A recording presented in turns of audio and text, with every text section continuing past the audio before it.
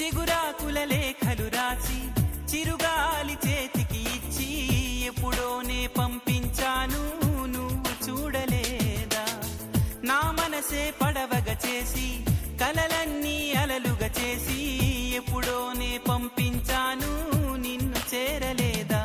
చెప్పాలని అనిపిస్తున్నా, నా ఎదుటే నువ్వు కూర్చున్నా, మనసులోన మాట నీకు చెప్పలేకపోతున్నా.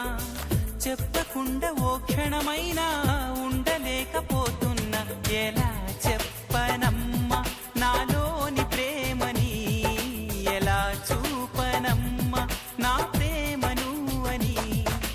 అవునని అంటావో మరి కాదని